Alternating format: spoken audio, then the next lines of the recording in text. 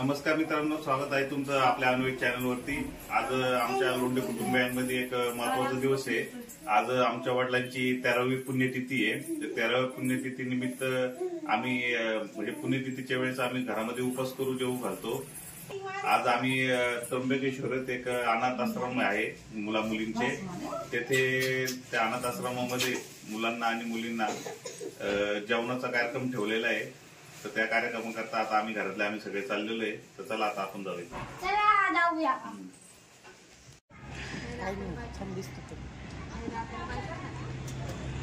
मला कुठे जाणार आहे? जाऊ दे आता।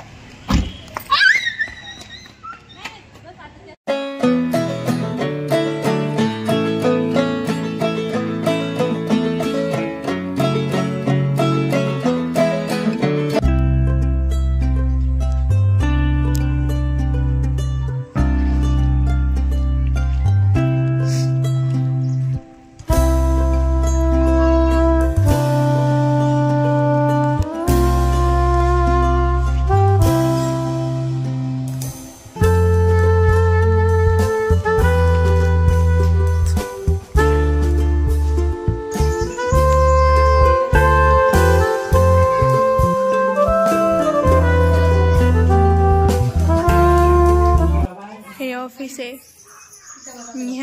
म्हणजे ह्या आश्रमाला एवढे सगळे ट्रॉफीज भेटलेले आहेत, ट्रॉफीज मेडल खूप सारे अवॉर्ड्स भेटलेले।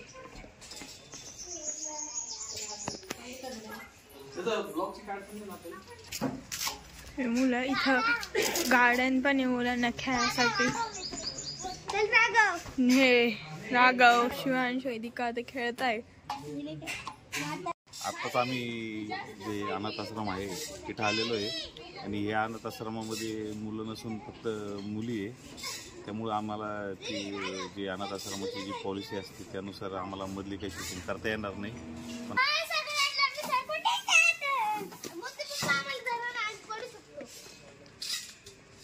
आणि इथे अनाथ आश्रमामध्ये लहान मुलांना खेळण्याकरता अशी व्यवस्था केलेली आहे त्यांनी।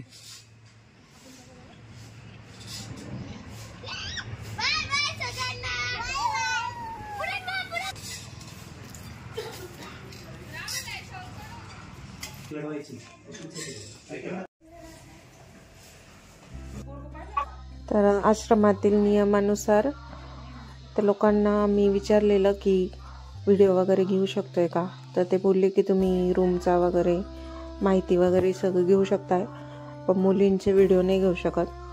म्हणजे मुलींचे चेहरे येईल किंवा मुली दिसतील अशा प्रकारे कुठलाही व्हिडिओ नाही घेता येणार। त्यामुळे मुलींचा काही व्हिडिओ घेतलेला नाही। आणि त्या लोकांनी आम्हाला फोटो पण आणायला सांगितलेला होता। मग तिथं फोटो आणल्यानंतर आम्ही फोटोची पूजा वगैरे केली। आणि त्यानंतर मुलींना ताटं वगैरे त्यांनी रेडीच ठेवले होते, फक्त आम्ही त्यांच्या त्यांना ताटं देऊन दिले फक्त।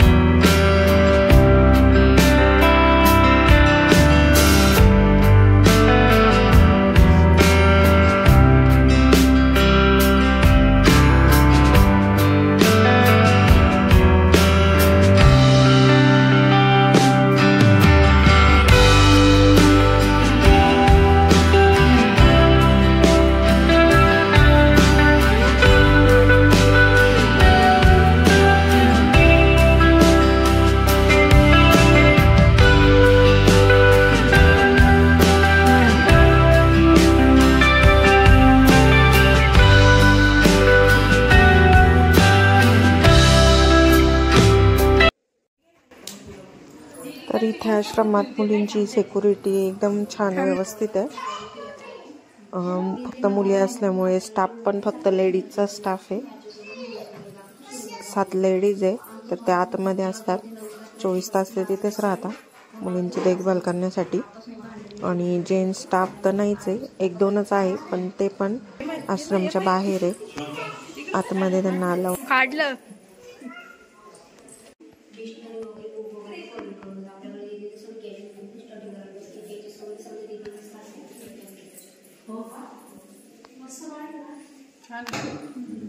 इथं ज्या मुली आहेत त्यांनी ड्रॉइंग केली ती बरं आहे. पडलं.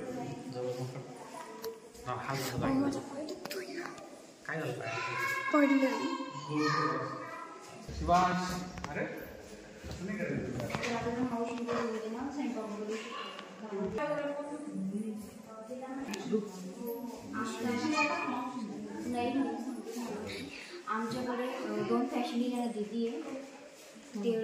त्याच्यानंतर आपले इथं मुलींना शिक्षणासोबत जे शिवण क्लास वगैरे जे आहे, शिवण क्लास पण शिकवला जातो. पार्लरचं पण असतं. पार्लरचं पण असतं.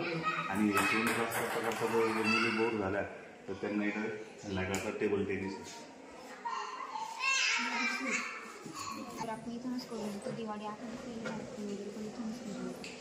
ज्या मुलीचं लग्न करतात त्यांचं बाळात पण पहिलं बाळ पण तुम्ही करताय. हा स्टेज आहे. इथे ज्या अनाथ आश्रमात ज्या मुली आहेत ते हा स्टेज आहे. तिथं जे मुलींचं लग्न केलेलं जातं त्या मुलींचं लग्न इथंच करताय. आणि लग्नासाठी हा स्टेज आहे. आणि त्या मुलींचं पहिलं बाळात पण इथंच केलं जातं. आणि हा बड्डेसाठी पण जे मुली आहे त्या बड्डेसाठी पण हा स्टेज वापरला जातो. आणि इथे ज्या मुली येतात त्यांची जन्मतारीख ही काही त्यांना माहीत नसते. त्यामुळं इथं सर्व मुलींचा 26 जानेवारीला एकत्र बड्डे साजरा केला जातो.